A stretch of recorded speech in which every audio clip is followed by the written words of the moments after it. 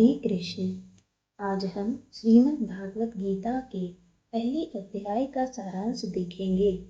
श्रीमद् भागवत गीता का प्रथम अध्याय गीता के अमृत रूपी उपदेश की भूमिका है। गीता को योग शास्त्र कहा गया है। योग का अर्थ है जुड़ना। गीता हमें सिखाती है कि संसार में रहते हुए हम कैसे उस परम शक्ति श्री भगवान से जुड़ सकते हैं, ताकि हम सभी कर्मों को करते हुए भी अपने बंधन से मुक्त होकर अपनी असली घर श्री भगवत धाम को जा सके। इसके लिए गीता में कर्म योग, ध्यान योग, भक्ति योग आदि की विशद व्याख्या की गई है। पहले अध्याय का नाम है अर्जुन विषाद योग।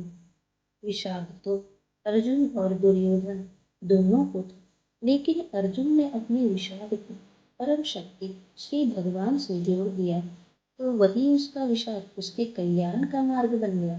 भगवत गीता के दिव्य उपदेश की भूमिका महाभारत जैसे ऐतिहासिक धर्म युद्ध में बनी, जो कि पवित्र तीर्थ भूमि कुरुक्षेत्र में हुई थी। कुरुक्षेत्र के मैदान में कौरवों और पांडवों की सेनाएं आमने सामने खड़ी थी।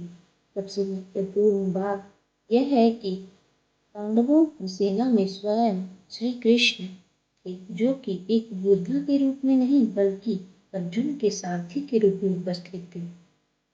धृतराष्ट्र जन्म से ही अंधे थे। उसे युद्ध का सीधा विवरण सुनाने के लिए वेद व्यास ने अपने शिष्य संजय को दिव्य दृष्टि प्रदान की थी। जब धृतराष्ट्र ने संजय से युद्ध भूमि का हाल सुनाने को कहा, तब संजय बताने लगे कि दुर्योधन गुरु द्रोणाचार्य के पास जाकर दोनों सेनाओं तथा युद्ध कौशल का ब्यौरा दिया।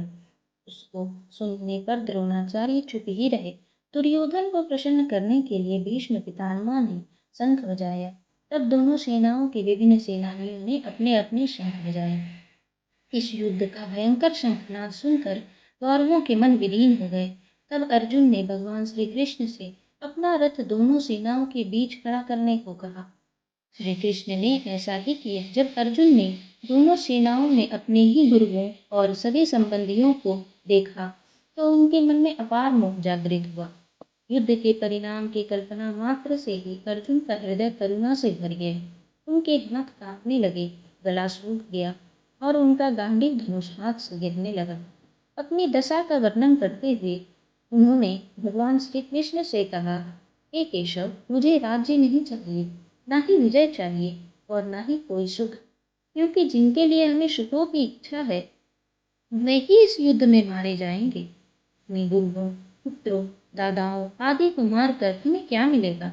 उल्टा हम पाप के ही भागी बनेंगे। हालांकि ये कौरव लोभ के कारण युद्ध के घोर परिणामों को नहीं समझ पा रहे हैं, पर हमें तो यह ज्ञात होना चाहिए कि कुल धर्म नष्ट हो जाएंगे, अधर्म फैलेगा, स्त्रियां दूषित हो जाएंगी, दूषित स्त्रियों से वर्ण शंकर संतानें होंगी, जिससे पितरों सहित हम सब का पतन हो जाएगा। ऐसी स्थिति में केवल राज्य को भोगने के लिए मैं इतना जघन्य पाप करूं? नहीं, इससे तो अच्छा यह होगा कि धृतराष्ट्र के पुत्र मुझ निहत्थे को ही मार डाले।